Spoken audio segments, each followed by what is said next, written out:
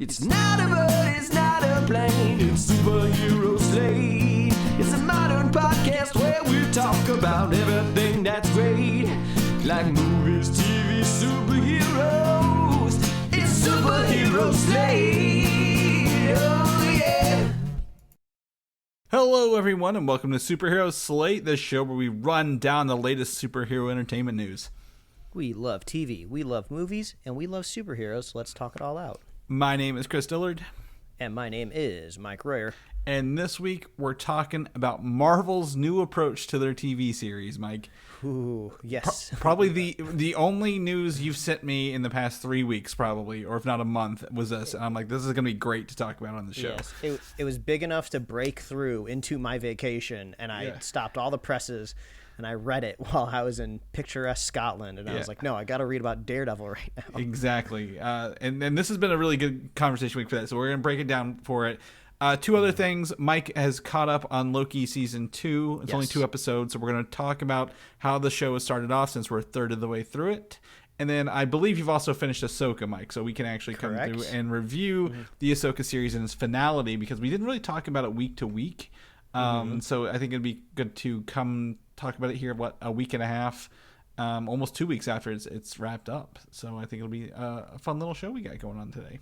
Yeah, we got a bit of like a supersized episode here because we took the week off last week. So obviously all the news rolls over into this week as well. So we got a lot of good stuff to go over here.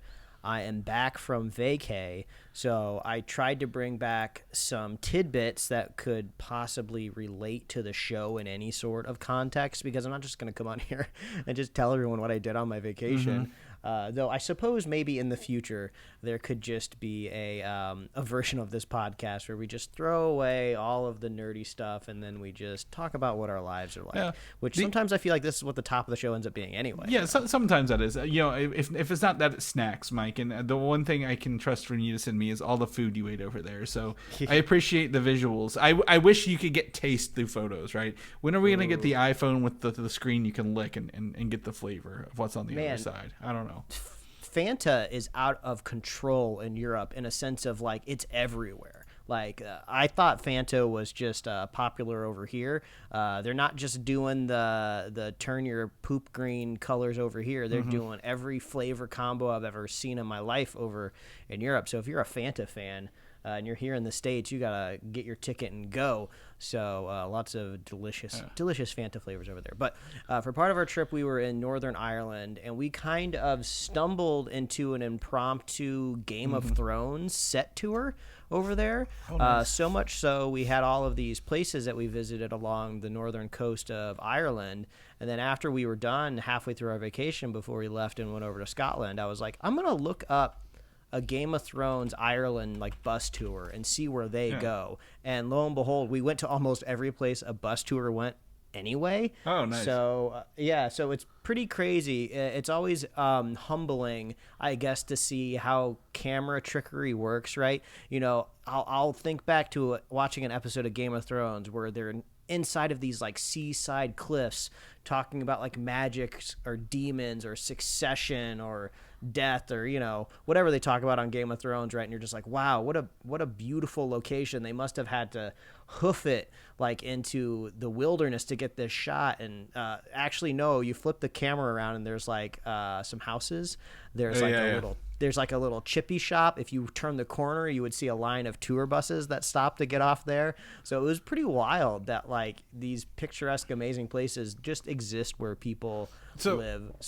You mentioned that, and the first thing that always comes to mind is like the pyramids. Right, the Great Pyramids, and they're like, they're out in the desert by themselves and no one's around them. But when you get like an aerial view, it's like, you know, hundreds of miles of city, like densely packed city, like right next to them, and you're like, obviously the cameras and editing makes you think otherwise.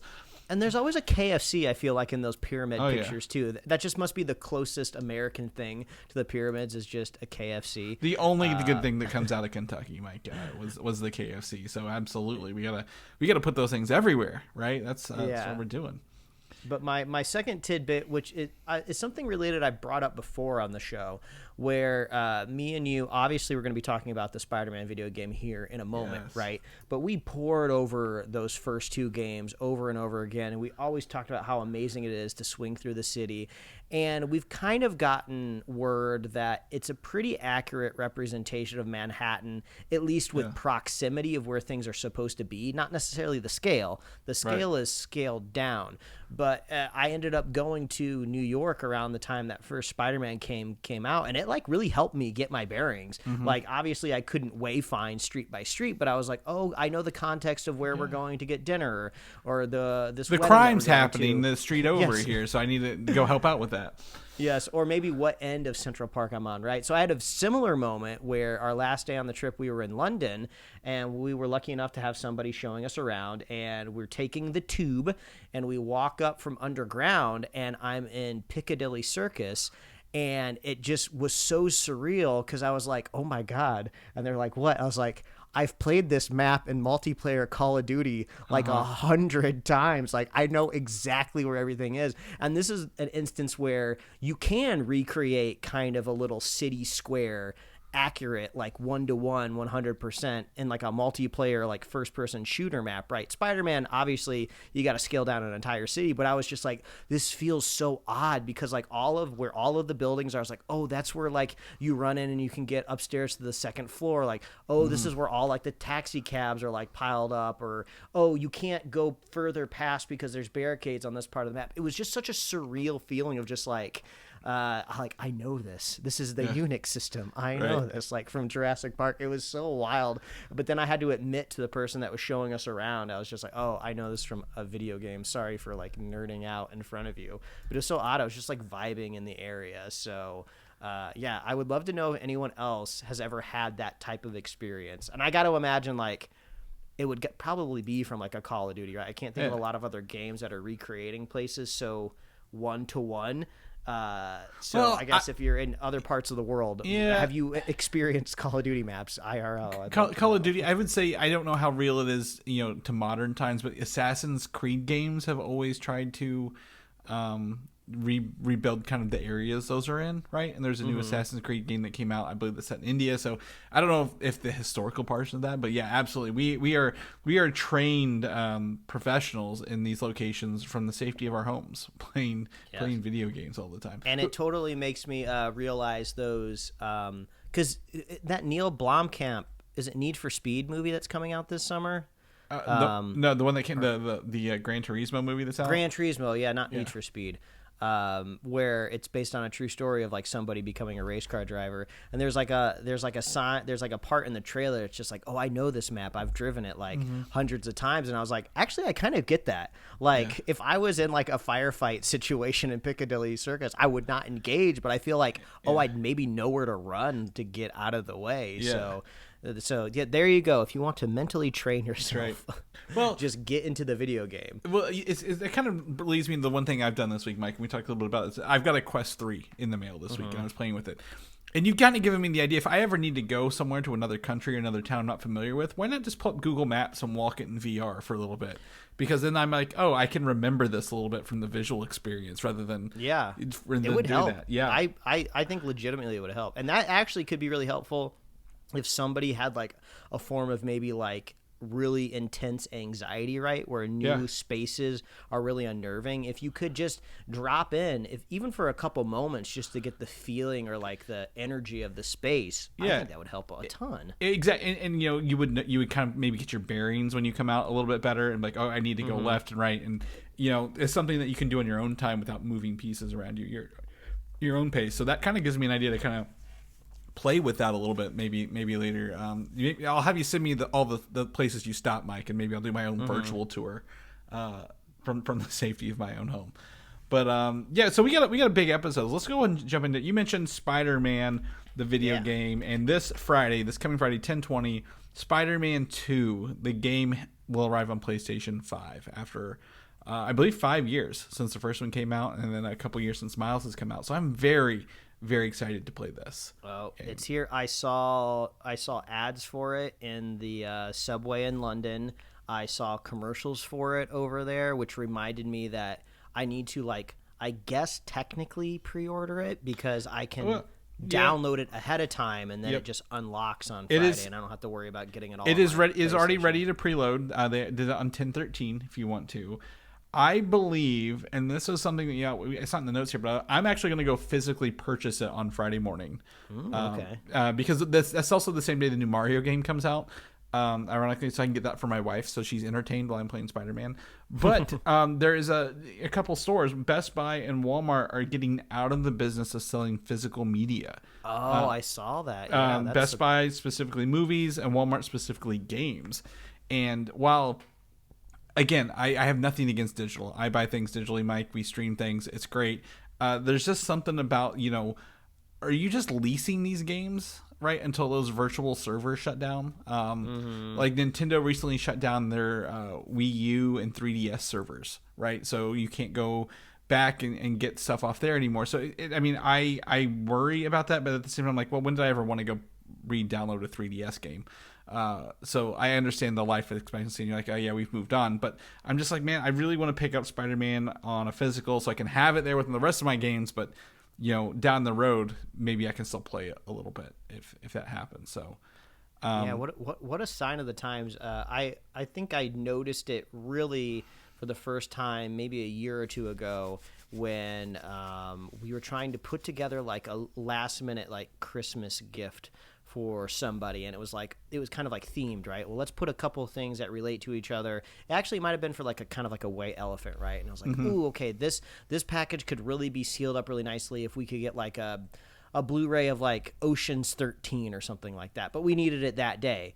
Where do you go to get a copy of Ocean's 13 or Ocean's 11 on Blu-ray, like day of, right? Yeah. You might try Walmart or Best Buy, and if it's a popular enough movie, if it's older, yeah, they might have it, but it is a crapshoot. You basically have to order it online and think ahead of time. There's no more impulse purchases of a specific movie anymore.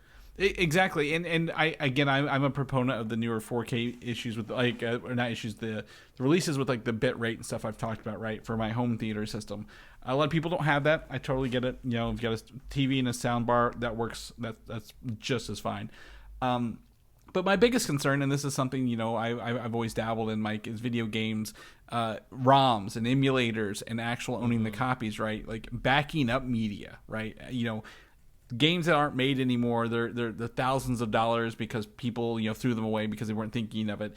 What are we going to get to the point where companies need to, like, will there be possible legislation like you have to keep releasing physical media because you can't cut people out who don't have digital/streaming, even though it's everywhere? Preservation of media, right, in the future, if someone decides to delete something from the internet, like you mentioned Game of Thrones, the Starbucks coffee cup in one of the final episodes, remember that whole fiasco? Like, where do we find that? I found out this week as well, there's a copy of, or a version of Ace Ventura that was only edited for TV with scenes added in for TV, like on TBS, that are not available on DVD, VHS, or Blu-ray. So someone's had to go get these clips from these TV places and compile it into an online-only version for fans. So, yeah. Well, Chris, don't worry. You just got to wait another probably 4 or 5 years, and then you can just ask a AI chatbot to hunt it down or just recreate it. Yeah, can you make this scene? It's true, but that's just something I want. I mean, it's not a huge topic here, but it does bring up the thing, and my feelings on Spider-Man 2 was like, yes, I will pre-order it digitally, and I'm like, I think I just want to get it just in case, kind of there. But the other part of this is, obviously, with games that are already pre-downloaded, people can crack them and hack them. So leaks and spoilers are already out, Mike. So beware of anything articles related to Spider-Man 2. Avoid them if you can, if you want to go in as clean as you can. Because I only know, again, the first big gameplay footage we shared, a couple months ago. I'm not watching any other trailers or teasers for this to kind of go. And we'll be giving first impressions for sure next week on the show. Yeah. But I'm not going to rush. I'm going to take my time. So hopefully we can kind of talk about the ending maybe in a couple weeks. Yeah, exactly. Yeah, I really hope so. It'll be fun. Also on Friday, not other than Mario in this, my wife bought us tickets to go see the Taylor Swift movie. The Eras Tour movie, which is apparently breaking all sorts of records at the box office. So yeah, I will not get to play Spider-Man on Friday, even if I buy it. So we'll talk about it next Sunday for sure. Mike, were you able to watch the Monarch Legacy of Monsters trailer that Apple TV dropped this week yet? because I boy, watched this some is exciting. teaser. I watched some teaser trailer about it. It must have been maybe just before we left on our trip. Okay, this is a newer one because we talked about it in the news a couple weeks ago. I don't know if maybe it's the week you were out, but there's a new trailer for the series, and boy, does it not hold back actually having monsters in this series, despite the fact, a lesser probably streaming service would be like, yeah, just make it focus on the humans, not on the actual, Godzilla or the creatures. Mm-hmm. So it's very odd kind of being hyped for the series just because it's something that's kind of primarily only existed as feature films, but now it's going to be on TV. But like, it's not like I was super excited to watch them when they were on the big screen in the first place. Like, I kind of had to force myself to binge and watch them just so, like, when Godzilla finally fought King Kong and Mechagodzilla shows up, I guess I'd know what was going on, as if it would be so complicated, right? But like, yeah, weirdly enough, I don't know why I'm compelled to watch this. Well, I think there's two things. They're trying, right? I mean, it's a Legendary, I believe, owns the rights to this, or Warner, whoever owns the rights to this, because it is literally everywhere, right? We have two Godzilla movies, one Kong Skull Island, Kong. We have an animated series, I believe, right? Kong or Skull Island, that's been on Netflix recently. This came out, and then Monarch Legacy Monsters. So they're trying to do something with this, which is awesome, rather than just,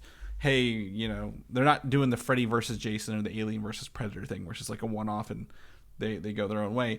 But this is Apple TV, and the thing with Apple TV series are they put real money and energy behind this, right? Like they got the money. Yeah, they're not half-ass in this, and you can kind of see, even if you don't listen to it, you can watch this. There's Godzillas, there's other aliens. There's a really cool thing which reminded me of the Godzilla '99 movie with the underground egg nests kind of going on here. There's some glowy orange eggs.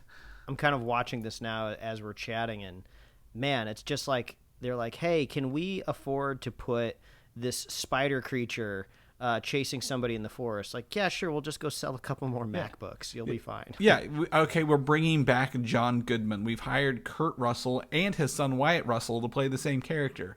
Like they are really kind of going out here. And one of the cool things about this is, and this is for us, is one of the showrunners or the maybe the writers, I forget, is Matt Fraction, who wrote, who writes comic books. Obviously, Hawkeye for Marvel, which is what, Whoa, I didn't know Matt Fraction was involved. That's crazy. Oh, yeah. So it's like one of his passion projects when they announced it a couple of years ago. He was like building like, I would say dioramas for the show, like he could walk around in kind of thing. So Matt Fraction involved. So it's currently, we're not Rotten Tomatoes people, but it debuted at 92% right now, even though it's not out for another month and a half. So I've got some hype levels for this, Mike, to see these monsters kind of come through here. The big question is, will I be able to convince my wife to watch it? We'll find out. I'll just put it on and be like, what are we watching? I'll just let's find out if you like it. We're just watching we're watching a show called Monarch. Is it about butterflies? It might be. There might be butterflies in here. We don't know. So, yep, absolutely comes out November 17th on Apple Plus. So get ready for that. A show I never finished the first season of, and it's not indicative of the quality. There's just a lot of show here because these are 40-plus minute episodes. I didn't expect that early on for an animated show. But Invincible, the season 2 trailer drops and teases a multiverse pretty early on. The villain literally just says, I had the ability to access every multiverse. And I'm like, okay, I wonder what he's going to be doing. I honestly don't know, because we are in the middle of another multiverse show with Loki. And we had The Flash earlier this year. And Rick and Morty's coming back in a week or two. So we are in we're going to be in multiverse burnout pretty soon, I feel. But Invincible seems to be going kind of all in on season 2 here, if you will. Yeah, I mean, the first season was great. Chris, I know you read the comic books, so you know the story. You probably know how the first season ends, but it is pretty fun to see it animated to screen because it's very brutal and very crazy. Absolutely, yeah. And like I said, it's not indicative. I just read the story, so I was like, it's hard to sit down for 40 minutes for these. But sometimes in the winter, I find more time because I'm not going outside and doing stuff. So I might be able to wrap it up, because Invincible Season 2 comes to Prime on November 11th, Mike. So that's great. And I know I think they were doing Season 3 at the same time. So we probably won't have as long of a wait for Season 3. for Invincible. Yeah, and they had that like little secret special like drop. It was like a Adam Eve. like a mini. Yeah, it's like a mini-sode or mini-movie or Yep. something. I still need to catch that. Yeah. So, yeah, absolutely. I think with the stack list of voice actors, this is going to be a show to watch. And speaking of Amazon, we still need to check out Gen V as well. Maybe we'll like just wait till they're all out and binge them. I'm not watching Gen V, but I'll let you do that. I'm against spin-off shows at this point, so I will let you watch Gen V. But I don't. Come on. I'm guessing I can't sell you on the reboot of Frasier, which would be the reboot of a spin-off of Cheers. I tried to watch Frasier when I got Paramount Plus when it launched a couple years ago. Made it one episode in, and it's not for me, and I understand that. I have friends who love the show and live the show, and I that is awesome for them. But maybe if Seinfeld did a reboot series, maybe I won't say this for your ears, Chris, because I know you're your own man. You like to watch what you like to watch, so I won't try to convince you. But I'll say this to the general audience out there: if you're watching any sort of television show or sitcom, especially like from the 90s, they are very much fit in to like the classic TV production cycle of pilot first, and then they write the rest of the show. And a lot of time those shows do not really find their groove until you're like in episode like 10 or 12. So never rely on the first episode, which we've been trained now in modern times that is everything has to go into that first episode. Yeah. So back in the day, a little different. Well, absolutely. And I didn't drive it. It's like I was had a conversation this week about Parks and Rec. The first season didn't do it for me. I know the first season sucks and the second season gets better. I just don't feel like investing the time. That's a whole other thing. Talk about an ask for somebody. Like, hey, I know there's 1,000 things that you could watch, but I think I'd rather you watch 8 more episodes of Frasier, and then I'll think you start liking it. Yeah, I think I'll just scroll on my phone, unfortunately. Yeah, that back when shows were 26 episodes a season, we need you to really buckle up for half a season before you enjoy it. But I feel the same way, and when talking about the Clone Wars TV show, I'm like, the show started for kids. The movie was for kids, and it gets more adult. So, a watch list is helpful for some stuff like that, right? Hey, this will help really get into it. But, yes. Back to it. Invincible comes out November 11th next month. So, hopefully. We go from Invincible to Frasier. That's why you listen. That's why you listen to us. Yeah, we get there. And again, if you like it, great. If you don't like it, even better. Have a good time. The Batman 2, Mike, this has kind of been quiet on the DC front lately, but the rumors are that Hush might be the main villain, and we reported this I feel like a year and a half ago, because there's the reporter in the first film has a name, and the character Hush is a childhood friend of Bruce Wayne, so all the stuff lines up that it could be it. Now, I will tell you, we're in an interesting little era of quote-unquote rumors, because there's nothing going on. There hasn't been anything going on with writers for 4 months before it was, alleviated. The actors are still on strike, so that's not in production. I feel people are just making shit up at this point to cover the actual lack of news coming out. To be honest, hey, we talked about Hush a year and a half ago. Let's bring it back up again, right? Because no one said anything about the Batman. So yeah, that could be it. But also, the rumor does kind of, I feel like it makes sense if you're trying to predict it, right? Yeah. Matt Reeves is making the 20th Batman movie that's ever been made. It's even more realistic than Christopher Nolan's Batman. Yeah. How much more lifelike can we make these movies? Yeah. So it's just you can't really go back to the old roster. Well, you can, because he did with the Riddler, I guess. But I mean, and the Hush Joker. Hush really seems like a character that would fit into that universe. But yeah, I'm really curious what happens with these Reeves Batman movies now in the Gunn and Safran universe. Yeah. But I guess we'll see how much money the second Joker movie makes, and that might kind of predict if we get more fractured movies or not. Yeah, I mean, again, with the Joker made $1 billion or something, right? Warner Brothers is a company for making movies, and we're gonna talk about the Joker actually. There's the sequel here with the new image from Todd Phillips. But yeah, absolutely, if it makes money, they're gonna hopefully greenlight it, right? We're gonna get more of it whether we like it or not. But Todd Phillips was sharing last week a 4-year anniversary since the Joker. It doesn't feel like it's been that long, if I'm going to be completely honest. Boy, did the pandemic do a number on us. But they have. It's also the 1 year anniversary until the second one comes out. So it's still just a hair under a year away for the Joker 2, with obviously Joaquin Phoenix as the Joker and Lady Gaga as Harley Quinn in this one. So I don't know what it's gonna do, and I'm very curious. Right, we've heard all those rumors. Is it a musical movie? What is it? And I want to see a trailer. I'm interested. They have me on a hook with this one, Mike. Yeah, it's like how much life does this like possible specific character and universe have, right? It's almost like, is 2 movies it? Do we wrap up the story here and this is perfect? Do we keep it going? Is this like gonna be like the Breaking Bad of the DC universe, where it's this amazing film? I mean, it's won awards, it's made money, it's what every movie studio wants their movie to do. I mean, as for the image itself, it's just Joaquin Phoenix just looking up while it's raining, and he's got some colorful umbrellas around him, so not much to take from this for sure. But yeah, I do often forget that this movie franchise that's burgeoning exists, and then some sort of like grungy photo of these 2 actors shows up on the internet, and I go, oh yeah, that's right, they're making a sequel. They're very, very, very, very hush on the sequel too, right? Like, there's not a lot of details about this, so people like to speculate. So yes, the 2 non-DC EU or DCU movies are the only things with notes this week.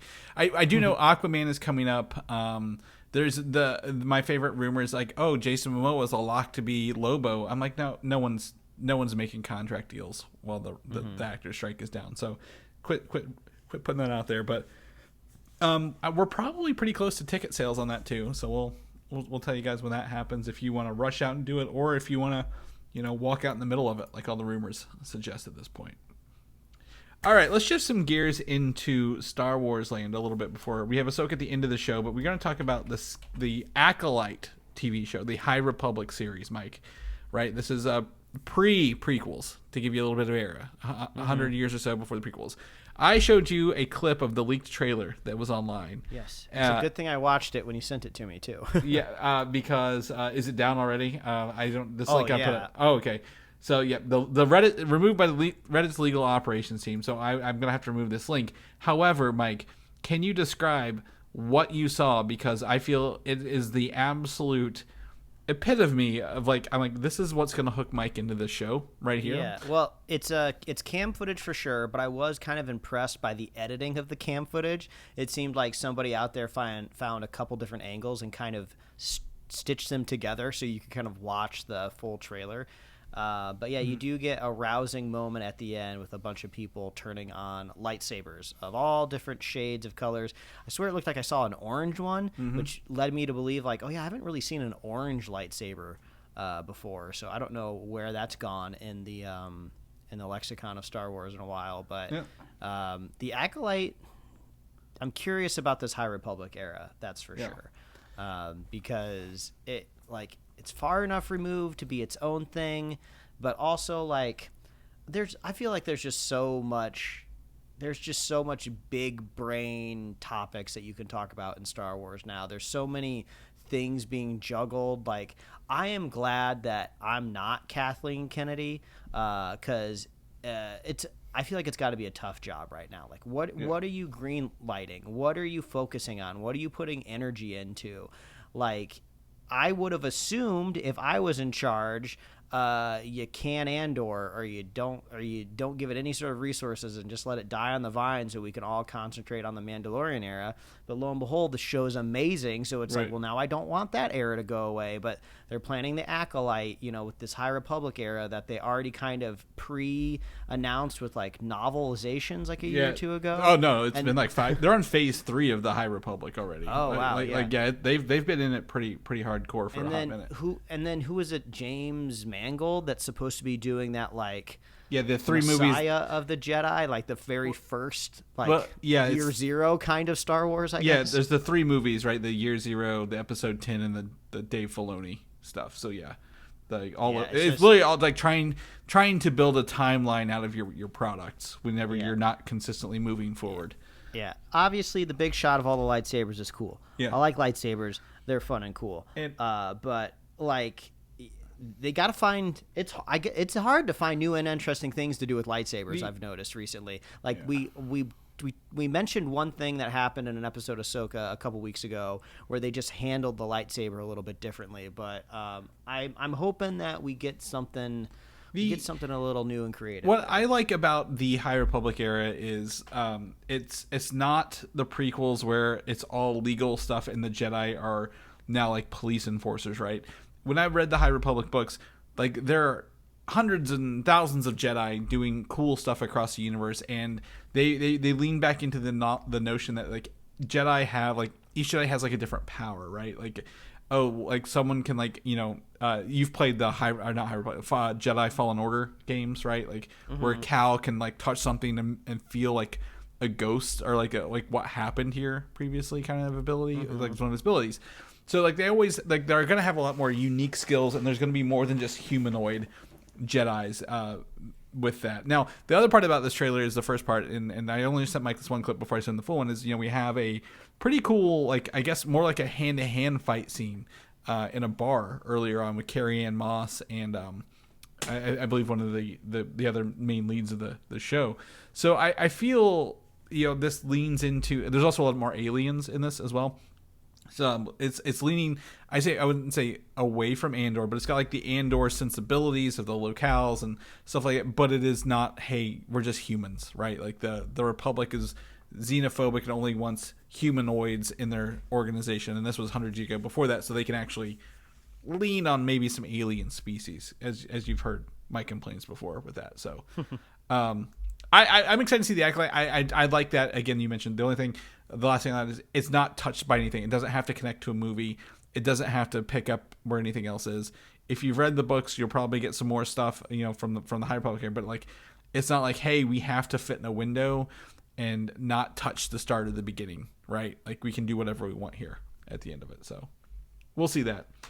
The next couple bits of news we're going to talk about, one is Star Wars, but the interesting parts about all this is Marvel/Disney/Star Wars has filed copyright office notes.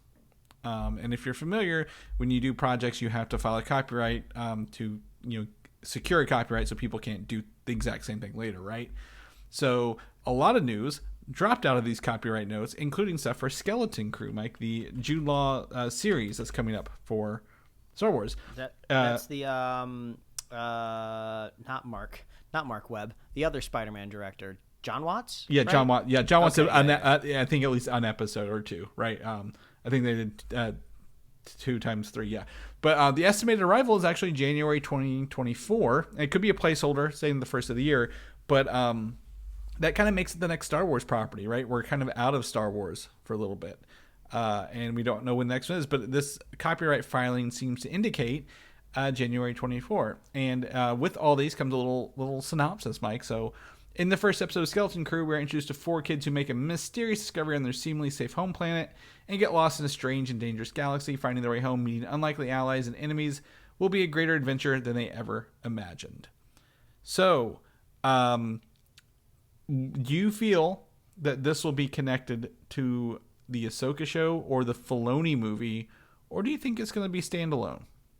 Because it takes place in the Filoni Mandalorian era.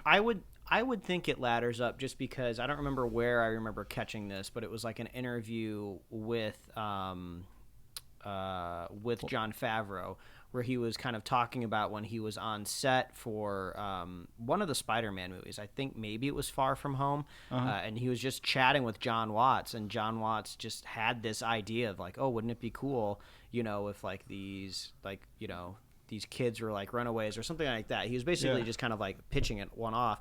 And if you're pitching it to Jon Favreau, who can, connect you with Kathleen Kennedy, but also I'm sure John Watts does not need Jon Favreau to knock on that door anyway. Right. But basically this was just an idea that could have been placed literally anywhere, right? It didn't have to be rooted in the Mando timeline, but it seemed like, hey, let's put it there for a reason. So my guess is if all of this Filoni stuff is supposed to culminate in a big feature film, I would think like scoop up all of these Disney Plus series that it's existing at the same time and ladder up to a big feature film that you can make $1 billion off of. Yeah, and I hope people, I don't think this is a spoiler for Ahsoka, but if you've not seen Ahsoka, use the time codes.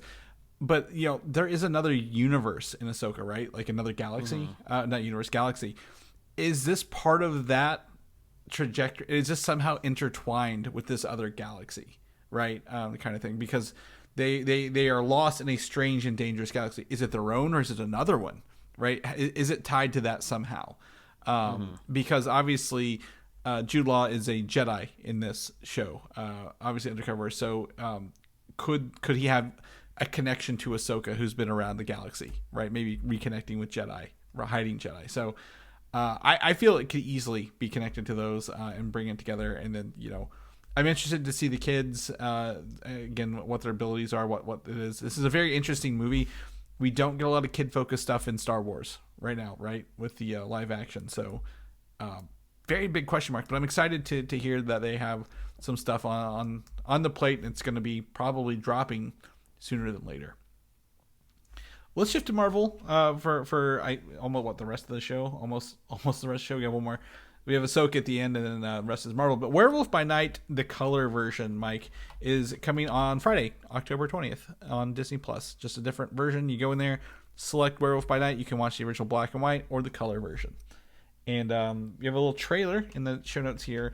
And, some people are like, well, why would you do that to the original? The black and white was awesome and powerful, went to color at the end. I'm like, yeah, but when you look at this color, guess what? It looks like old movie coloring. It's not like, hey, we just turned off the color to make the movie. Like, it looks like there's some other stuff going on here to give it that vintage horror effect. And I think we've talked about that before. So I think you're watching it currently, but yes, I'm clicking through it now. Yeah, because all of the colors are very vibrant and saturated, but you still have a lot of that grain and more specifically like the color bloom. Yes, exactly. As well. Yeah, it looks like, when you look at something like it looks like it's reflecting off a lens onto film, like they used to make old horror movies with, and you see that kind of glow, and then the you see chromatic aberrations, right? Like the blue and red lines around some of it that shouldn't be there if they were making it perfect. So I think it could be, again, some digitally added effects, but I don't think it's a cheap cash in. Not that there would be a cash in. It's free on Disney Plus if you have Disney Plus, but it's going to give me a really good reason to rewatch this at the end of the day, because I wouldn't. After Halloween, I don't. I'm not into watching spooky stuff, so I think this will be a fun rewatch a year later. Yeah, I agree. I wish they did more of these one shots. I know we're probably not going to get them, but I thought they were really cool while we did that. All right, so back into Agatha the Darkhold Diaries. Copyright Office revealing dates and more. Agatha Darkhold Diaries, we are looking at almost a year away. September 19th, 2024, Mike, is the estimated debut date for this show. Yeah. And I think we'll probably dive in a little bit deeper to like release dates in general for Marvel projects here when we get to Daredevil Born Again. Yep. But it just seems like everything is still shifting and moving. Nothing is set in stone and concrete. And I'm going to go ahead and just say this is just how Hollywood is always going to be for now. Like, it never benefits anybody really to set a concrete release date for anything anymore. Yeah, if you're as a studio as a whole, you can kind of squat on a release date and just say it's an unreleased Marvel movie coming out, and then DC will pick a different weekend, right? But yeah, I do not hold my breath with release dates anymore. And also, like we were talking about at the top of the show, there's so much stuff out there to watch, I don't really have to sit around and wait and anticipate for anything anymore. Any weekend, I turn on any streamer that I have, and there's something brand new. So it's a feast out there right now. Even after like a pandemic and a strike, there's still new stuff coming out. So exactly, and that's I now all this stuff came out before the Daredevil stuff, just so everyone knows, because you're hearing it as we talk through it, but this came out about a week before. One of the interesting things that you mentioned is, these dates changing and shifting, but, we are seeing the oh my gosh, who was the old CEO of Disney who was like content, we're seeing the Chapek stuff be pushed really, right? Because he was like content. They're going to keep our streamers. Well, he's being sued for lying about how many streamers were actually on the service. So can we really trust that? So hopefully they are taking the quality over quantity approach. And all the stuff that we were promised for this year under the Chapek era has been shifted, delayed. Really, we also have 2 strikes and just everything else. So I'm okay with waiting as well. But anyway, Darkhold Diaries, September of next year, just in time for spooky season next year. Mike, that sounds right for this, doesn't it? That sounds like a really good release date. In the first episode, we see Agatha finally break out of a spell she has been trapped in. She can't wait to go back to her old murderous ways, only to find she is powerless. The only way forward for her is to embark on a perilous quest to get her powers back with the help of an unlikely friend or two. So, looks like she's going to be dealing with the fallout of, the multiverse of madness, getting her powers, finding out she has no powers, and becoming back along the way. Yeah. Do you think this is going to be another heel turn character, Mike?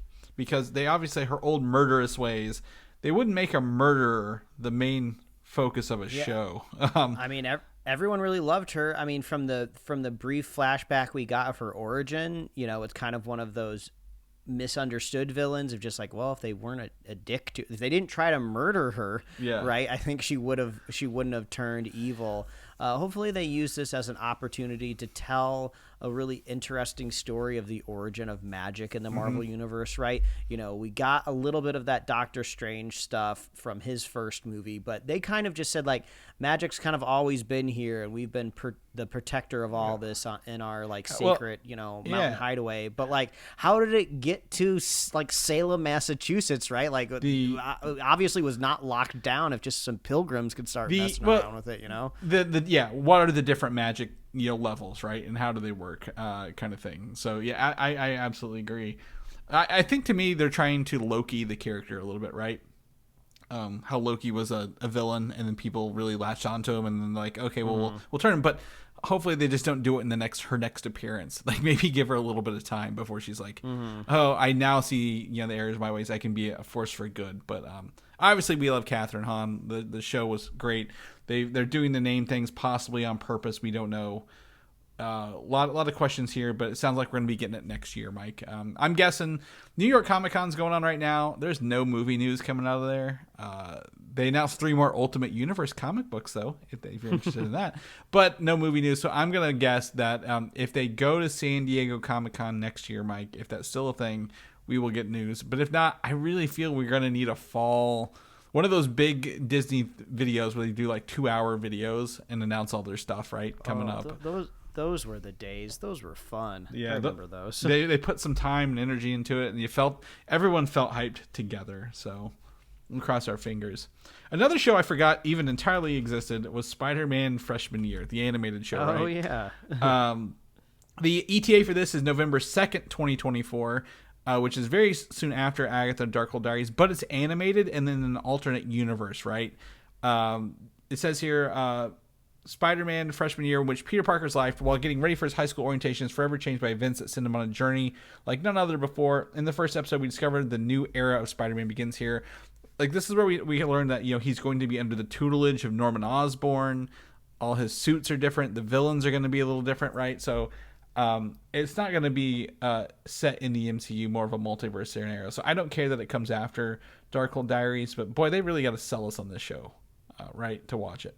What does it mean? Is there any consequences in the show, Mike? At the end of the day, or is it just a fun little thing we're doing?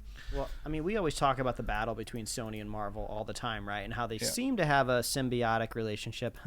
Pun intended. There was symbiotic. Spider-Man 2 on Friday. But yeah, it does make me wonder, like, if the show is really, really popular and kind of breaks away from just like the 2D animated, like, spectacular Spider-Mans of the world, if they can elevate it in a way and maybe convince a broader audience of like, oh, this is like a Spider-Verse TV show in a way, right? You don't have to wait for, I don't know, some random Amazon Prime Spider-Man show, right, to pop up on there. We got the goods over here. That gives them more leverage with Sony, that's for sure, of just like, hey, we're basically making Spider-Man every way you can that you can't. So, maybe we're starting to squeeze you a little bit more. At least that's how I think about it. But yeah, as outside of that, it seems like old Disney Plus strategy to me, right? It doesn't seem like if this is a decision that they would be making right now, brand new. Yeah. It seems like something that's stuck around. It's already been in production, so they got to put it out there. It'll be one of those things where we'll see how it goes, and then they'll move forward, maybe. Well, and maybe Sony's footing some of the bill, right? And that makes it easier to swallow on streaming shows when someone else is doing that. Because a sequel series, Spider-Man sophomore year, is already in development. So, do you feel like they're going to commit to this and kind of do a little 4-season thing? They're just going to do the 2, drop it off? I don't know. But hopefully, it's more than just fun that we actually get to see something kind of spin out of this a little bit into the multiverse at large. Maybe he pops up in Kang Dynasty or Secret Wars as a little animated dude. I don't know. But we'll keep you guys posted as any more of that comes along. Now into some meat and potatoes of the show, Mike. This is the biggest news I think we had in a long time. And this is Daredevil Born Again. And if you've not heard, the writing team and directors were let go from Daredevil in September in a quote-unquote creative reboot for the series. Now, mind you, this is not scoopers. This is not rumors. This is from THR directly with interviews from people at Marvel, Mike. So this is not like speculation. This is what we have as fact today. Yeah. Now, and also, this isn't, like Chris was saying, this isn't just like a rumor mill article like drummed up on some random like MCU like Instagram fan page, right? This is a fully detailed just expose on Marvel television at a whole. And the biggest, juiciest news for sure is coming from Daredevil Born Again, because it's the biggest project happening over there, and the biggest project being essentially rewritten for the most part. They have said that they are going to try to keep some of the stuff that they've already filmed, but they are totally changing strategic direction, not just with the show, with the whole landscape of Daredevil Born Again and all of their TV shows. Yeah, so first and foremost, we'll talk about Daredevil Born Again, because that seemed to be I would say maybe the catalyst for everything, right? Yeah. And that it was, in fact, a legal procedural way different than the Netflix version of Daredevil, the 3 seasons that we saw.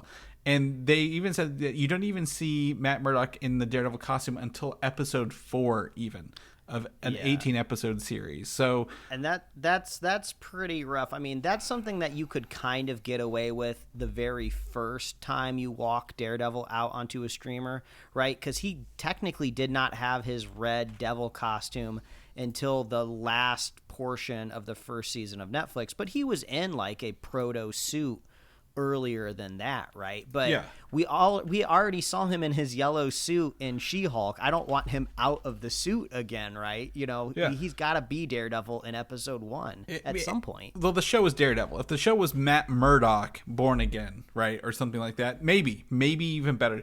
Like, hey, we're gonna focus on Matt Murdock, but we're watching superhero shows. We don't want to not see the superhero. And he was in, again, you mentioned She-Hulk, right? For at least 2 episodes. He was in Spider-Man Far From Home, or No Way Home. Like, we're not hiding him. We know who he is. We know what he's going to be doing. Like, you don't need to beat around the bush. Yeah. I don't hate the idea of it being a legal procedural either. I think that would be fun as long as the legal cases are competent and intriguing, because in She-Hulk, right, you could kind of play tongue-in-cheek with some of the court cases because it was supposed to be comedic and kind of silly and funny, and you could kind of just hand-wave away some of the things. Like, that's not how – I'm not a lawyer, but I know that that's not how a courtroom works. So hopefully they'll get a little bit grittier in the courtroom with Daredevil. And the focus of She-Hulk wasn't necessarily that she was a lawyer, but that she was a woman who unexpectedly got Hulk powers and is dealing with that rather than the court cases. And Matt Murdock's obviously a lawyer. Like, that's his whole livelihood depends on that. So absolutely. I'm going to read off. I'm going to jump to the bottom. So the synopsis that also came out with the creative or the copyright stuff is that rivals Matt Murdock and Wilson Fisk try to leave behind their darker alter egos to serve the people of New York, only to have their past catch up to them. In the first episode of the series, we are reintroduced to the world of Daredevil. And then also in January 2025 is an estimated release window. Now, this was the week before this news article came out, which means it was after all the shakeup has already happened, Mike, right? So I feel they have a path to get this to this synopsis and to this window without everything else going on. But we're going to talk about it.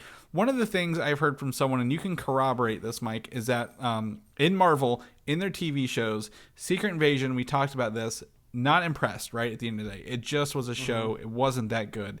We can tell there were reshoots. We can tell where the flaws were. The cracks were on the surface for once. And the biggest problems on the show that there were movie executives vying for control of the series behind the scenes, right? Yeah, that was the word going around town out here whenever you would, meet up with somebody for coffee or dinner.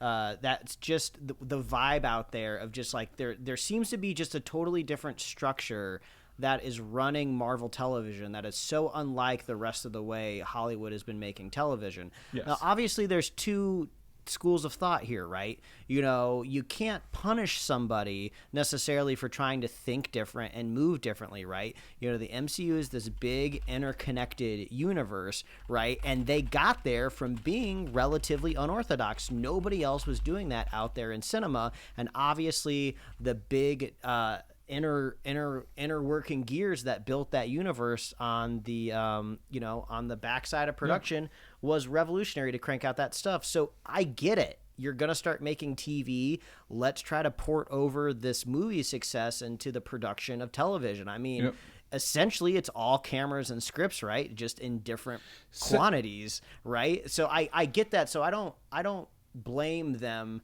for attempting something, right? But this is what you do when things don't work out. You got to shiv it and pivot, and now they're going to they're trying to create a more traditional streamline of just showrunners, producers, and writers, when before it was just these executives kicking down the door, kind of waving their proverbial Hulk fist around. Yeah, movies are different, right? You have you only have a couple of names attached to it. A lot of executive producers are like, hey, I helped with did something this. You can't cause you lose a through line, and that's kind of what we have here. Marvel Disney's overhauling these because there is no creative through line through this, right? It's traditionally been in the movie, you have a writer, the writer turns in the script to the director films the movie, and then they get to the editing, and then the higher ups at Marvel fix the film in post, if you will, right? Like, hey, some of this didn't work, we're gonna rejigger it. Well, you can't do that with TV, right? You don't film your episodes in order all the time. If you make a change in episode 6, well, that affects something you did in episode 1 or vice versa. So they really, the writer to director to post doesn't work in television like it does in movies. And that's something that you mentioned, they're bringing in TV showrunners, not film executives, to make this work from start to finish, rather than have 3 very siloed, non-talking, non-connected points along the way.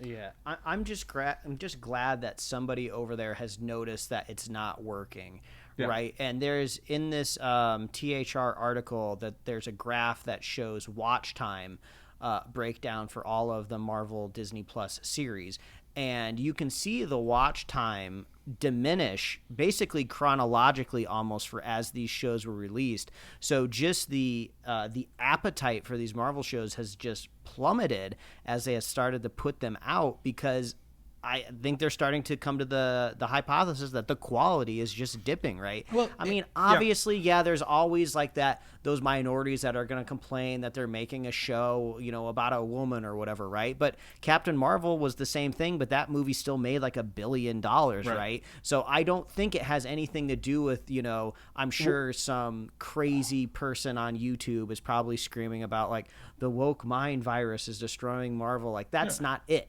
It's just you got to increase the quality of your stories. WandaVision is about Wanda. Literally, like a woman, and it's one of the better shows, right? Loki is about a villain. It's great. Say what you will about Captain America, the Falcon and the Winter Soldier, whatever. Yeah, the Falcon Winter Soldier. It still has some good stuff. But like when you get to the point you're making too much content and you're doing it in a wrong way, where everyone is like the writers are getting shuffled out, the directors are getting shuffled out, the producers are fighting over the edits, you're gonna get shit at the end of it, right? Too many cooks in the kitchen is just a recipe for disaster.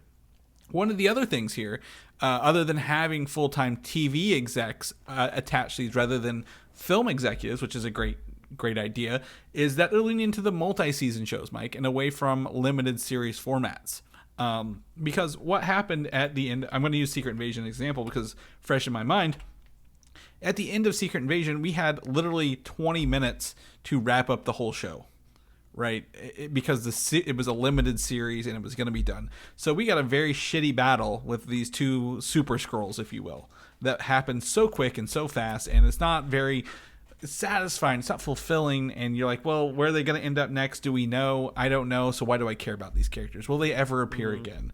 So leaning into multi-season shows and away from this will help build those characters up over time and help us get to know them better, rather than just a couple scenes here and there. Yeah, it seemed like they were basically like, let's make limited series shows, and if they pop off enough, we'll make another season of it, which I feel like is just not a good approach going into it. Traditionally, when you pitch TV shows in Hollywood, you pitch them the first season, and then you also pitch where it could possibly go in the future, because they want a catalog here. And this brings it to a whole, just as streaming in general.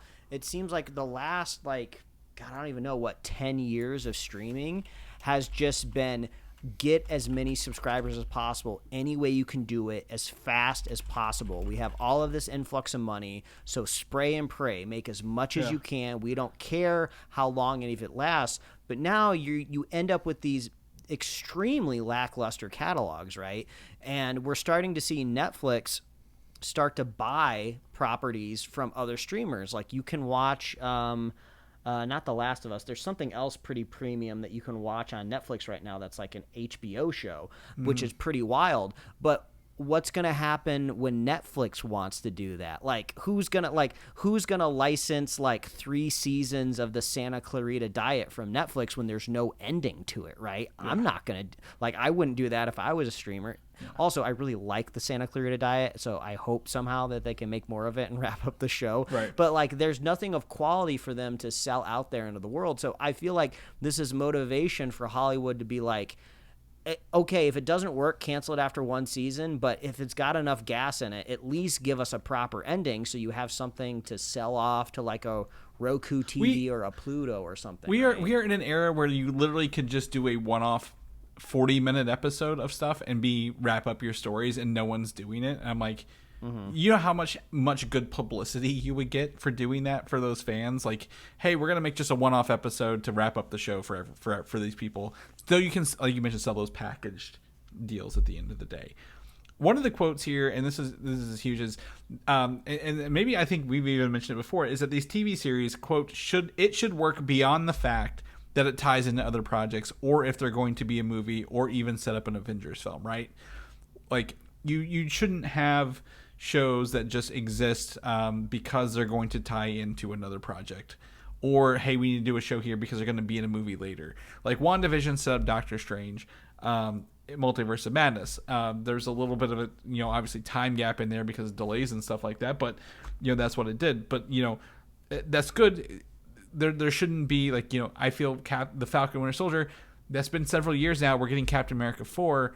We should be doing more with those characters in the meantime, right? Like, are you gonna go back and rewatch that before you go watch that movie? I'm not. No, I'm not. Like there should be more to be done with these things, right? And, like, obviously there are complaints about that show. Maybe if they listened to it and did a second series, they could fix some of those problems before they get into the movie, right? So you're not left with I wouldn't say like a bitter taste, but like I didn't really care too much for that. How's this gonna tie off?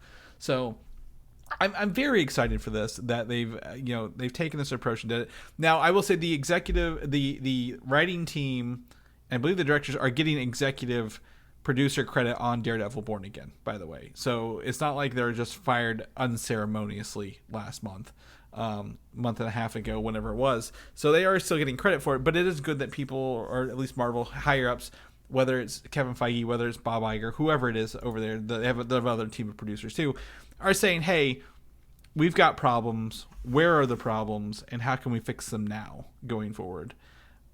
It does not give me too much, hope for, I would say, honestly, if I'm going to be honest, the Agatha series and Ironheart and Echo, because those were done before this. So I don't know when we'll start seeing the changes.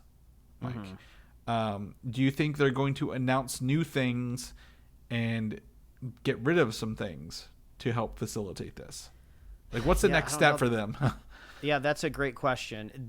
I feel like just ultimately this phase of Marvel will be kind of known as a larger kind of like Thor, the Dark World kind of Age of Ultron phase of like, you know, they went bigger. So when you go big, you can have just as big problems to match your ambitions, right? So I'm glad it's happening now and not later, right? You can't biff Secret Wars, right? You can't build up, like, there's not a lot of big classic comic book storylines left, right? They seem to be targeting all of the big splashier, you know, stories that all of the comic book nerds are wanting to see, right? There's other ones that you can do, but they're a little bit smaller, they're a little less well known, like something like Annihilation or something like that. But once they do Secret Wars, there's going to be a huge catastrophic pivot, so they gotta nail it if they want their billions and trillions of dollars to keep flowing in. Right.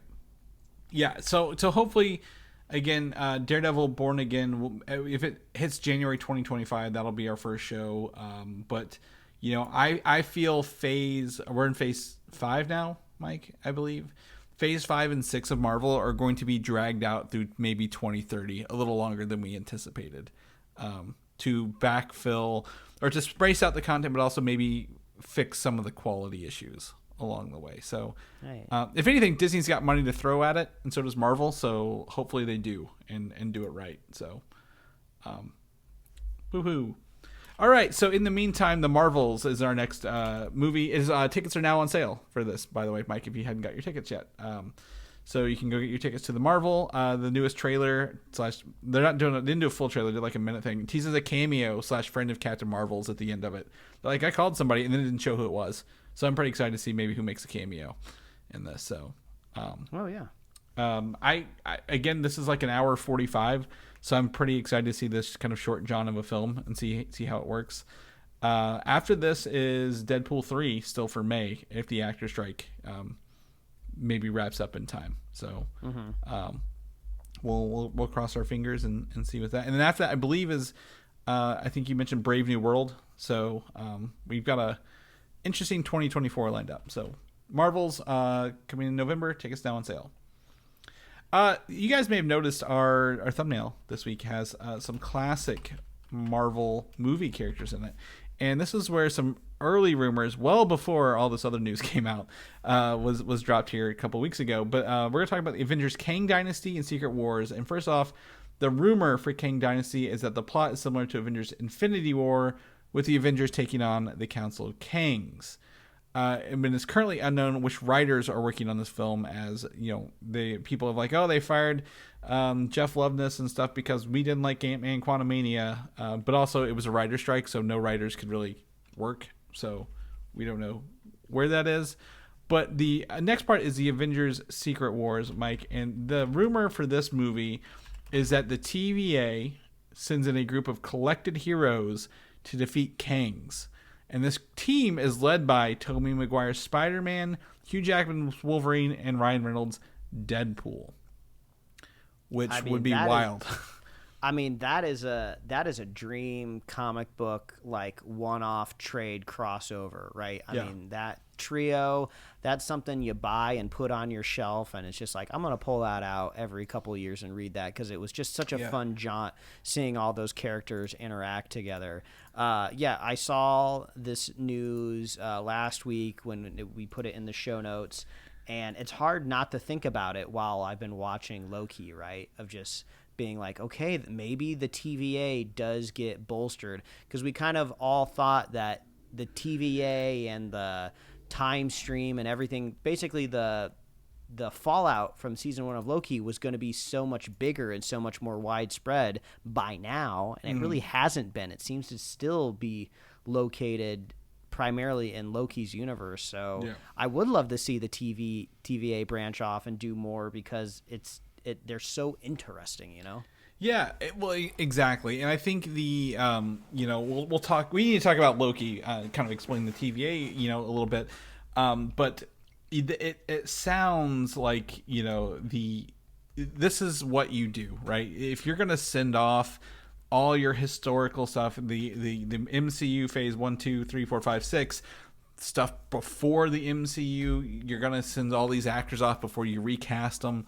This sounds like a dream come true in this movie, if I'm going to be completely honest. And if you spend the money, you've already brought Tobey Maguire back for Far From Home, right? You've proven you can get him. You're bringing Hugh Jackman back for Deadpool 3. You've proven you can get him. Ryan Reynolds, I don't think he's going to play Deadpool much longer, right? He's been successful with his 2 movies and a third coming up. Put him in here, you send him off as well. So I'm very, very excited for this. If true, and how can we, what does it mean at the end of the day? I guess my question is, we've talked about this: who's going to live, who's going to die, and what does that quote unquote all new, all different Marvel look like post Secret Wars?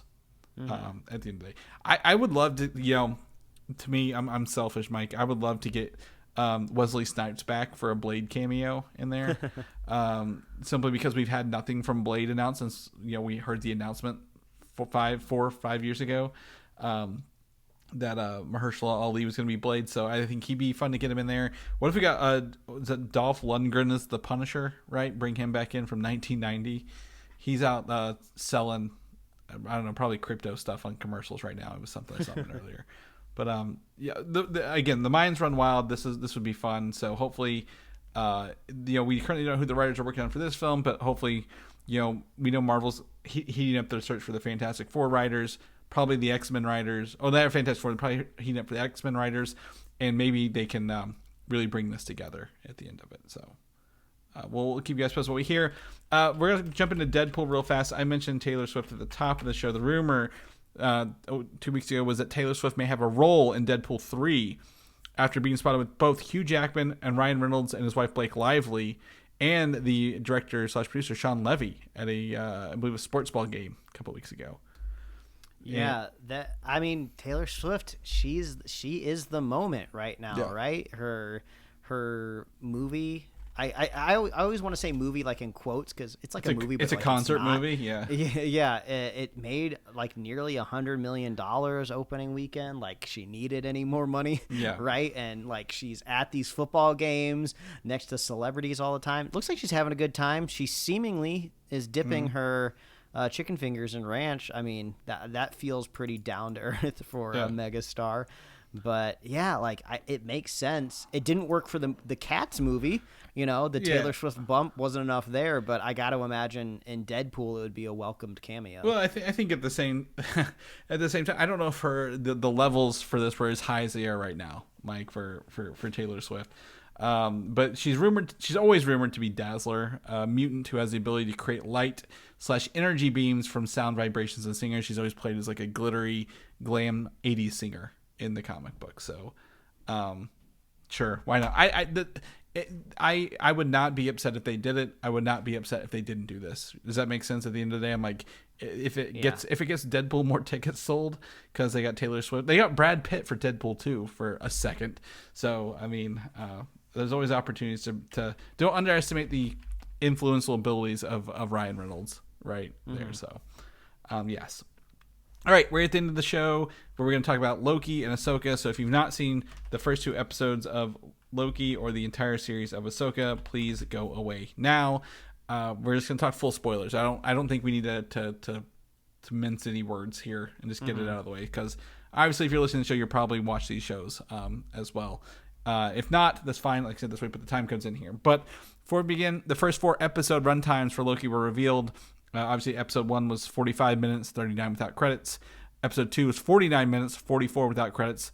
It's getting even longer next coming week with episode 3 is 53 minutes, 48 without.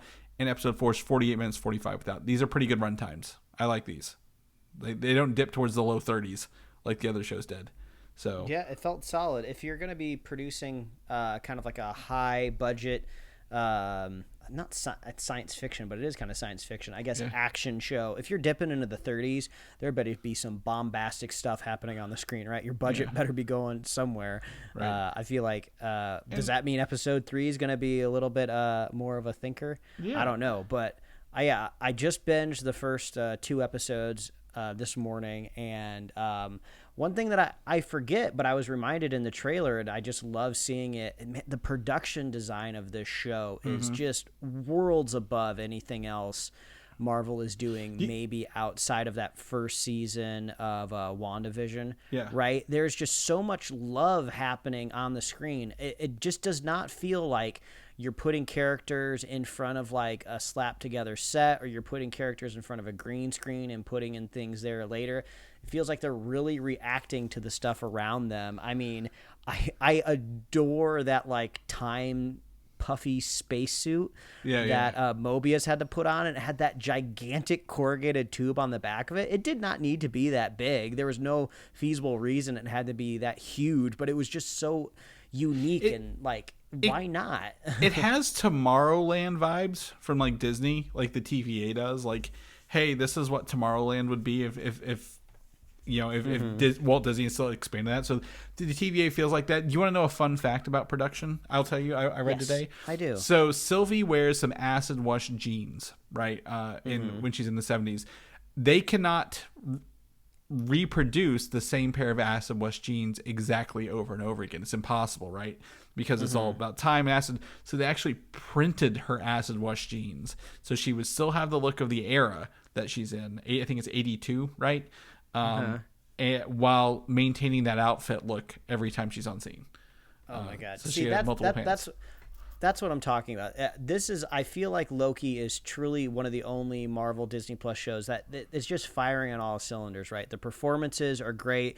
I love the character interactions. I love like just the small little moments. It truly feels like maybe an executive barged into this show and took over, right? If it happened to the other shows, I don't see why it couldn't have happened to this one. But maybe this show was just lucky that the executive that barged in was actually talented, right? Or the creator was able to have a better relationship with them and maybe tamper down some of the, the big wig ideas. But I don't know why, but this one is working. And I wish, after getting back into Loki, after enjoying 2 episodes of season 2, my opinion of everything else Marvel has done has just gone down even more, because I was like, well, it's been a while since I've watched the other stuff. Maybe I'm being too critical of these other things. Maybe I should just lighten up. But no, I'm back in the season 2 of Loki, and like, this is how it should be. This is supposed to be what premium television feels like. Well, I say it helps because we've had literally 15 years of Loki, right? Like the character Loki, we know him for 15 years. You can't rush 15 years of development in 6 episodes, right, of other shows. And that is really, I think that comes across because we know what makes him tick. He knows what makes him tick. In the last episode 2, there's the interrogation scene, and he's like calling out, like, you've killed people. You took, you took New York hostage trying to defeat the world. You're a bad, evil person. He's like, you know what? Maybe I am a bad, evil person. So like, we have that history, and it really kind of helped with that. I also really enjoyed that the first episode just picks up and goes, right? It starts with him being chased by the TVA from the end of the first season, or in the first season, because he was in the back in the history, the past of the TVA. So I'm glad there wasn't like, hey, we need to slow things down for you and re-explain the world. They just went for it, and you're like, yep, he's being pulled between times. He's meeting Kiwi Kwan's OB, who's a fun addition to this show. Oh, great character. Really, really fun. His little, I don't know the guy's name. He was listening to the same book on tape that Moon Knight was listening to, by the way. He was? Yeah, it's the same one. What's his name? My wife and I call him Pillboy because he played a character called Pillboy in The Good Place. So there it is. Just Pillboy to us now. Yeah. So Pillboy, yeah, he's got like that. He's getting more to do, right? The obsession over that. Again, I love the McDonald's scene. The scene in '80s McDonald's, Mike, throw me back, to that. The reproduction was great.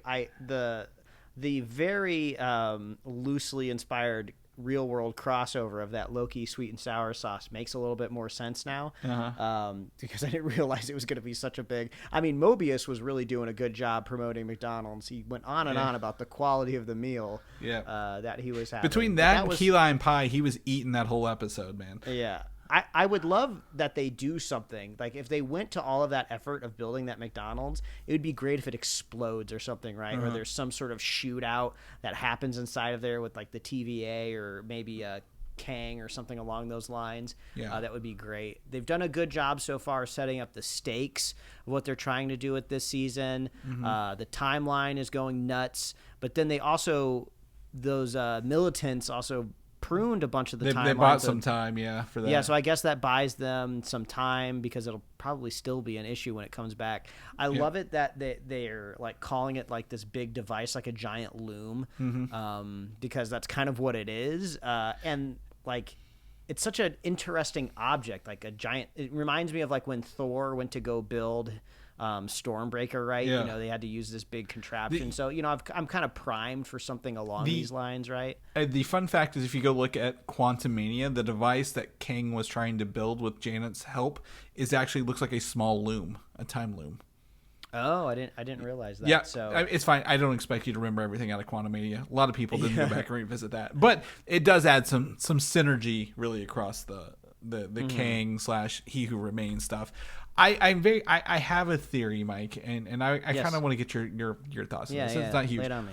So, He Who Remains, there's a recording where he's talking to Ravonna Renslayer. He's like, I want to follow you. I want to lead with you, right? Like it sounds like they're lovers.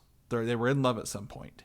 My theory is that He Who Remains defeated all the other kings because he went to the one timeline where she actually loved him. She told her, she's like, that was awful. Why would you do that? So he mind wiped her and kept her close by, and then erased any presence of him really by hiding himself. The reason that he let the two Lokis find him at the end is because he's like, this timeline was built out of love, not hate, and that's why it has to be the one true timeline. And like the two Lokis, obviously they love each other because they love themselves.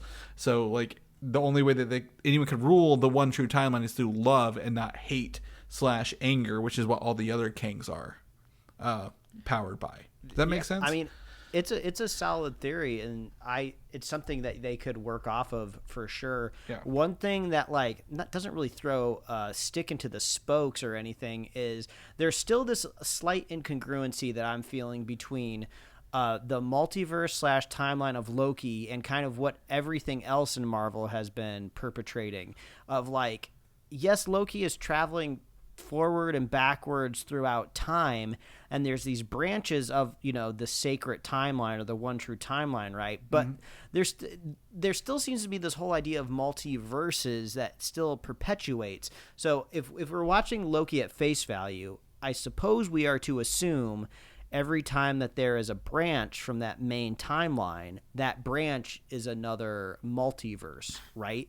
Yeah. But from all of the other stuff that we've been watching, it seems like, no, the multiverses, they kind of always exist. That's kind of the whole point of a multiverse, is that there's always infinite versions of everything out there in some aspect, because that's kind of what we saw in Doctor Strange of like, oh, you can fall through all of these different infinite universes, right? Yeah. But we're seeing them actively pruned and destroyed in real time, almost down to like less than a dozen of them. So it seems like there needs to be something happening there. Like, okay, are there infinite number of multiverses, or are there just a couple different timelines that are rogue out there? And Loki still seems to be focusing on the idea of time, of he's going back and he's going forward. But then you also have multiversal, which feels more like a shift, like left and right rather than forward and back. So it's still a little confusing for me to wrap my mind around, because when I first saw Loki kind of doing that time slipping, I thought he was going to like a whole nother universe. Like when we saw him at the end of season 1 and he sees this big Kang statue. Right. Oh, I thought he traveled to another universe where the TVA was more like Kang centric. But no, he actually went back in time when Kang was, I guess, still using his in-person branding. He was being very present with it. Yeah.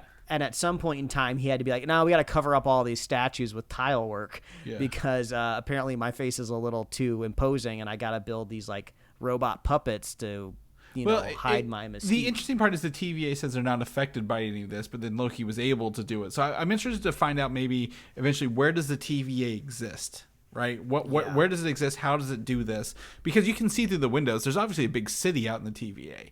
Now, I agree with you. We are going to locations, and it's not, the volume, if you will. But like, there's a lot more of this world, the TVA world, that we're not seeing, and I want to see that rather than the same like 5 locations inside the building. Yeah. So. And And I feel like also if we're traveling back in time, what's the lady Loki name again? I always Sylvie. forgot her name. Sylvie, that's right. I kept trying to say Sif, but that wasn't it. So Sylvie goes back to 1982, but when 1982 pops up on the screen, I believe it says branched timeline. Yeah. So theoretically, it's not like she would be seeing the Dairy Queen from Guardians of the Galaxy when they flash back. But the kind of the rogue agent that became an actor in the 70s, I believe he said he's in the main timeline. So technically he could do a movie with Kumail Nanjiani because I think that's all the same timeline. So that's actually kind of what I'm trying to figure out. And he went back and just took the place of himself rather than he didn't create a new life for himself. Does that make sense? X5 or X2 or X5, whatever his name was.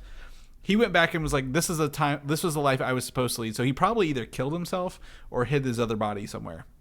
And that's a whole different. That's a whole different thing. So, but that is what. And even though I'm bringing up all of these question marks, I'm just saying the show is still operating at such a high level that I can almost look past some of these things that like aren't really interconnecting with the big MCU at large right now. Just because all the performances are great. I love the chemistry. I love the actors. I love the production design. The special effects are really well. And little at the same time, right? Like it's like the characters have motivations. They have their conversations. They you find out what makes them tick, and then at the same time you're like, oh, there's a huge scene where they have to take down the TVA agents walking into boxes who are going to like self-destruct those timelines. Kind of thing. So absolutely, I agree. I'm having a really good time. I'm excited to see where the next 4 episodes take us, really, and see where the midpoint is after this week for sure. Anything else on Loki, Mike, before we want to jump into Ahsoka? I mean, just the only downside is it means I can't cut my hair for a little while because my wife is in love with Tom Hiddleston and the mop on his head. So I have roughly the same length of hair as him right now. So if I go and get a haircut, I'm getting ostracized from my own home. I need to figure out. I need to start counting how many times he does the head down and the hair flick back move in every episode because it's a solid move, man. That's his one move. He's got it down to an art, but it's there. But absolutely, I think Loki's great, and I'm excited to touch base on more Lokis whenever it comes on down the road. All right, so again, we're going to talk about Ahsoka. If you've not seen the Ahsoka series, which is now wrapped, all 6 episodes, please go away, watch it, come back and listen. Or if you want to know more what we think about it, here's the thing. But we're not going to do spoilers down spoilers. We're just going to jump into this. We talked a little bit as this, but obviously, when a show like this is coming out, there's so many news articles. Like, there's nothing I think we could spoil at this point for the show that hasn't been out for 2 weeks at this point. So, absolutely. So, this season wrapped up 6 episodes. I want to say I'm pretty sure the theory / rumor is season 2 of Ahsoka, although not announced, is expected to premiere before Dave Filoni's movie, which I feel how the show ended needs to happen. I don't think they can just jump into a movie where this left off. I mean, they're stranded on a planet, right? Like you would have to like open up the movie with them somehow getting off the planet. Which seems like would almost, and it seems like it would kind of undercut their sacrifice, right? Because that's the big sacrifice they pull at the end of, we get Ezra home, but we stay behind essentially until we die of old age. Right, exactly. Or the Force finds a way, because the way this works is, so Mike, I've watched all of the Clone Wars. I have seen most of Rebels. This show is for those people who've watched this wholeheartedly. I feel like there's going to be some stuff that's confusing as hell for people who didn't. But boy, do I feel rewarded for having watched those along the way. Well, and that's truly the double-edged sword of this show for sure. Yeah. But the ending there, obviously with the late Ray Stevens, which is sad that he passed, he ended up on the, obviously, I've seen the most articles, the statues of Mortis, right? The father, the son, and the headless daughter. In the episode of the Clone Wars, the daughter gives up her life to bring Ahsoka back to life in this place called Mortis, which is like outside of the Northern universe. It's really weird, really spiritual shit. But that's why that owl follows Ahsoka everywhere, by the way, in case you didn't know that. But boy, this planet has some meaning, and we did not get to it in this first season. And that's really exciting that we can get there. But also at the same time, I'm like, goddamn, 6 episodes was not enough for this show to really pop off. And I feel like in that, I've had some time to meditate on the show, and I haven't really talked to you about it all that much, except when some bigger moments have popped up in the series as it was airing for 6 weeks. But I feel like ultimately, to me, the show was more interesting to me than it was entertaining, if that makes any sense. Yeah. Like, I felt like there was lots of really clever choices being made. I saw a lot of really new things that I wasn't totally used to in Star Wars, and I suppose some of those things might be less new if you were very familiar with like Clone Wars or Rebels. Right. So I felt like I was getting a lot of new avenues and corners and little nooks of Star Wars, which seemed very interesting to me. But I wouldn't say I was entirely compelled by the story that was unfolding. Like, I wanted to see the characters succeed, not because I cared about them. I wanted to see the characters succeed because I want to know what the other side of I want to know what the neighboring galaxy looks like. I want to see the characters succeed because I want to know what mysteries this new planet holds. Yeah. Like, I don't necessarily care about the Padawan relationship or the performances. So that kind of made me feel a little bit like Lucas with the prequels, where he gets to play in this sandbox with all of these interesting world building ideas that he has, but just the execution overall leaves a little bit to be desired. But that's just on my end. Like, I looked at the reviews, people seem to really, really be loving this, but I got to imagine the audience is much smaller for something like this, because I mean, I couldn't get my wife past the first episode because she doesn't know any of these characters. Like, we're primed a little bit with Ahsoka from The Mandalorian, right? But everyone else is not really built up in any way. We're just supposed to kind of know them already. And luckily I watched a Rebels Clone Wars recap video because I love doing that kind of stuff. But yeah, this would be a tough sell for somebody that's very casual in Star Wars. Yeah, exactly. And like I said, it pays off for those people because it is like, this is literally a continuation of what Dave Filoni started. Like, if he, I think, was given the budget to do cartoons, this is what he would be doing, right? Like, if they were like, you want a Clone Wars season 8? This is, and he's like, yep, I already got the story. Here it is. Boom. It would be fantastic. Or Rebel season 5, depending on who you talk to, because there's a lot of Rebel stuff here. I like there was nothing here I didn't enjoy. It was fun to see Thrawn. It was fun to see the Night Sisters in live action. The zombie troopers, obviously very, very fun to see. But everything is very quick in this show, and I don't like that. 8 episodes is not what this show needed. It needed more. Give it a. It was 6. It needed 8 or 10, maybe even 12, Mike. Like an Andor season, if you will, to really get through. Because I feel like, oh hey, she landed, she goes out to find Ezra. Well, within the same episode, she finds Ezra. And I'm like, okay, great. And then the next episode, like, okay, now they're with Ahsoka. Like, everything is moving at the pace it needs to get the story moving. But I'm like, it doesn't need to go this fast. I would love to, not just myself, but everybody else needs to know how these characters interact with each other. How do they know each other? What is that dynamic between them all, right? And because I wasn't really getting a lot of these emotional payoffs either. Yeah. Like I was saying, if you were with the Clone Wars and Rebels for a while, maybe the relationships make a little bit more sense. But I see Sabine, right? That's the Mandalorian Padawan, right? Yeah. I see her character as literally sacrificing everything in her life to get to Ezra.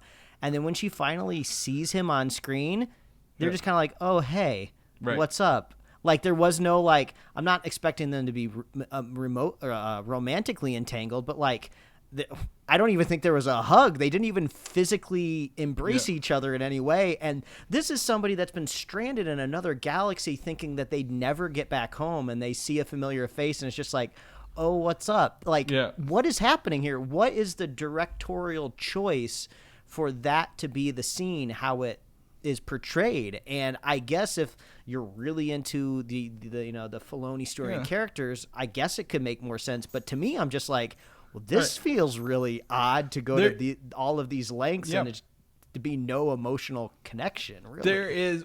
I mean, I think it's there, but it's just sped up, right? It's just speed it up, move along. We got to get to the next point because we have 6 episodes. We got to do this in 6 episodes, folks. So we're gonna keep going. Then, so like, we never had time to really sit and enjoy it. Like, Ray Stevens played a great character, but he was very stoic, and I don't really know why he was stoic for this show, right? Like, something's calling to him on this planet. He's following the Force. Obviously, he knows something about the Mortis and the Force, embodiments. But I'm like, give me a little more than just an intense stare, sir. Like, I need a little bit more than an intense stare and like some sort of like sage wisdom. Obviously they're not Sith. I think their lightsabers were orange. Whether they were red or orange depends on, I guess, what TV you had. But to your point, I think they were orange. But like, Shin had a Padawan braid. Why did she have a Padawan braid? Is that like, what was that relationship like? A little bit more, right? So I feel everything was just forced very quickly because of the episode count, and not really because, and they got to what they needed to, but like it didn't serve the story as much as it should have at the end of the day. Does that make sense? Like, it sounds like maybe you might feel the same way. It's just fast. Like, it was just there to get there, and like there was no time to really relish the little moments between everybody. Yeah, like I kind of had to lean into the enjoyment of things and stuff. Yeah. Because they weren't really building these connections between these characters at all. Like you were saying, was that the name of the other bad? Guy, the girl, the blonde girl. Yeah, I felt like she was the only one, like, just really delivering like raw emotions, like a lot of very expressive, lots of energy, like just the only thing that was, I feel like, really sparking and lighting up the screen. Well, she was the only one doing anything different. Yeah, and it was also, this was my first experience with Thrawn in really any meaningful way, and I thought he was interesting. I do like how you have this person who's supposed to be a master general. Like, I'm under the assumption that he's not really a fighter, right? If you just had a blaster or a lightsaber, I feel like you could just like strike this guy down, but that's not the issue here. It's that he's this masterful tactician, and he knows the situation that he's in is incredibly dire, so his main goal is to, just get out of there. Yeah. He's not so much worried about exacting revenge, which I thought was very interesting, right? I feel like a lot of these bad guys in Star Wars are always very emotionally driven, right? Oh, I want to be the leader. I want to take over everything. Like, I can see Thrawn's cold and calculating side, which is exciting. Yeah, well, because everyone else is usually a villain. Like, they're angry or they're full of hate. And he's, again, Thrawn's very self-serving, right? Obviously, he has made this deal with these witches to go to, at the end, they go back to the planet of the Dathomir, where the Night Sisters are, with a bunch of what looks like sarcophagi with them. Like, it looks like they're gonna like bring back an army of the undead, like, to fight with it. Which I thought that actually gets me pretty like very excited at the end. Like, I'm like, okay, those are obviously coffins with people in them. Are they going to bring back dead Night Sisters? Are they going to bring back dead stormtroopers?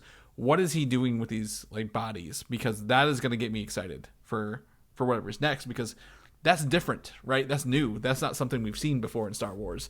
He's not, he's limping along to even get to Dathomir with a piecemealed spaceship. But he's very, very adamant about taking those coffins with him. So what is his plan? Because you mentioned he's a masterful tactician. He didn't need to go out and destroy them. He just needed to distract them and delay them so he could leave them there. So I'm very curious. Also, like I said, this show was interesting to me. Yep. And the most interesting thing is this planet and what's happening there on this planet. Yep. If Thrawn did indeed take corpses off of it, maybe he took other resources as well, which will give him a competitive fighting advantage out there in the old galaxy. Are Ahsoka and Sabine going to find something there that's going to give them a competitive advantage? Maybe they'll commune with nature and unlock a new force power, or it seemed I just don't know. Something's happened. Like, what are these big cryptic monuments that exist on the planet? Right. Like, what? Like, this is all very interesting. I just want them to nail everything else that a TV show has to have outside of the premise. See, I say give them 8 episodes. Stop making them rush through 6 episodes. Like, I understand the 6 episode count works for a lot of shows, but like, after watching Clone Wars, after watching Rebels, Filoni works in waves of 3s rather than waves of 2s. So, like, give him 9 episodes for a show. It's fine. You have money to do it, and you'll get the returns. Imagine the Star Wars toys you can sell with zombie stormtroopers at Halloween. I mean, it's fantastic. Yeah. Those zombie stormtroopers were cool. I mean, if I was like in the replica prop, kind of community, if I liked building like cosplay of stormtrooper armor, you've just unlocked so many new outfits for that community, right? Just like the bandages that are across them. Just like the performances of being inside of it, you're kind of lumbering around. I was like, oh, that stuff's cool. And it makes so much more sense why they're like so easy to control, because they're basically being brainwashed. I mean, if I was a stormtrooper and I was stranded on another planet, like for 30, 20 years, I don't know how long it was. They've only been there for like maybe 9, 10 years. Oh, that's enough for me to go AWOL. I don't care about you. I'm gonna go make my own little cell. Well, they obviously don't have the resources to keep everyone alive, right? So they're dying through attrition, even. So absolutely. So yeah, you've got to do something. I'm excited. I also, it was fun to see the actual Death Troopers, like the bigger ones at the end there, where she shoved the lightsaber blade through his face. That's right. That they'd been dead for a while. They're not like fresh dead.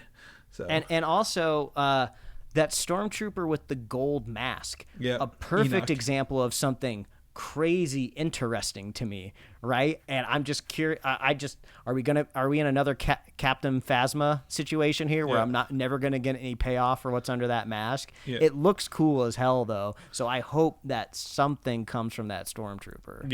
Exactly. So he's one of maybe the few alive ones left, but at what cost? So I think Ahsoka, I had a good time. It's payoff from watching everything else. I just wish I'd had more time with it rather than rush through everything, because I think there's a lot more to be explored and to be told. And for the average viewer, maybe the person who'd watched Mandalorian and come over to this, they're going to be a little more confused than the average bear. But it was nice that it's very much opposite of Mandalorian. It's very much opposite of Andor. Like it sits in its own quadrant, really, if you will, of Star Wars shows. Yeah. Ultimately, I feel like maybe, unfortunately, I don't know if I could go around and recommend this to just any old person, right? Yeah. I'd have to sit down and have a whole conversation of like, what's your, how committed are you to this universe? What have you watched? Could I interest you in a YouTube recap before you started this, right? This is, and this is also just an issue in general that any long-lasting franchise is going to have if you keep, for lack of a better term, milking the franchise, right? You gotta educate your audience at some point in time, right? That's why you see all of these like rebooted comic books get made. That's why you see younger cartoons made for younger audiences, because you gotta bring in the audience soon, because like eventually this is just like Social Security in the United States, right?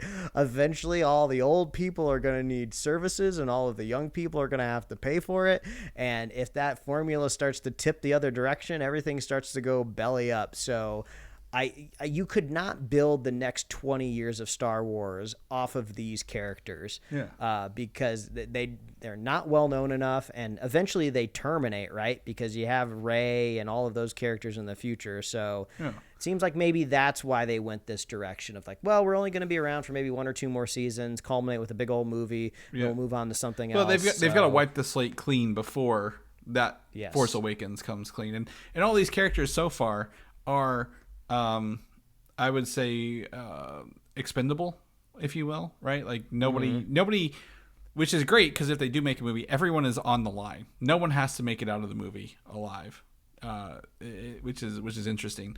But I will think, if you are only watching coming from The Mandalorian and the live action movies, this is a very weird spinoff of an episode of Mandalorian season 2 where Ahsoka was trying to fight somebody. If you don't know the whole story, it's very much, I agree with you, it's very much out of that. But for those who did watch it, this show's like fucking spot on for everyone who knows everything else. You're like, yep, I know that, and that, and you're having a good time. So, I don't know. I'm excited to see if a season 2 gets announced. I assume it will. Hopefully the TV approach that, Disney is doing. I mean, again, I don't think The Mandalorian Andor and Ahsoka suffer from the same things Marvel does in terms of producers, but maybe they can be like, all right, we need to serialize this, give you another season, do the movie, and then boom, we can focus on episode 10 and stuff beyond that, kind of going forward. So cross our fingers. We are in a weird place with Star Wars, but it's only going to get weirder before it gets better. All right, Mike, that's the show. That's a long one. A little bit of a bonus episode this week, if you will. Whole thing through and through. But if people want to know what you're up to, what you're doing, where can they find you at, man? Yeah, they can find me at Mike Royer Design on Instagram, TikTok, Twitter. You can read my webcomic at liferewardsrisk.com. Chris, if people want to catch up with you and eventually just find you playing Spider-Man, just like me, this coming weekend, where can they find you? Yes, that's true. You can find me on Instagram, Valdan87, VALDAN87. But also, pretty sure that's my PlayStation handle if you want to see how many trophies I've unlocked on this game, because I've 100%ed the first 2 games through and through. So, Nice. Gonna go for this one too. If people know more about the show, where they can come back, we are on a regularly scheduled program for the foreseeable future. We are not taking any more weeks off that I know of. Where can they find all the good episodes coming up and in the past at?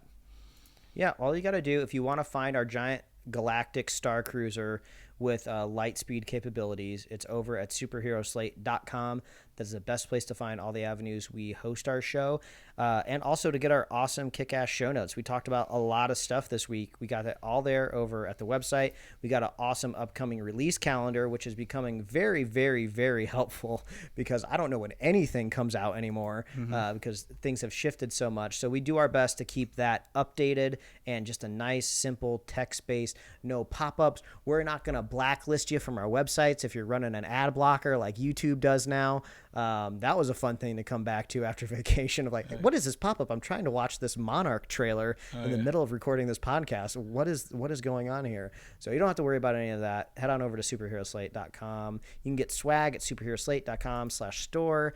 We love hearing from you. Let us know what you thought about the kickoff of Loki season 2, or what you thought about Ahsoka. We love hearing from our fans. And if you want to be a super fan of the show, all you got to do is share the show with a friend, share the show with a buddy, and we will be here every week, folks. That's right. We will catch you guys next week. Bye. Thanks for listening, and don't forget to subscribe.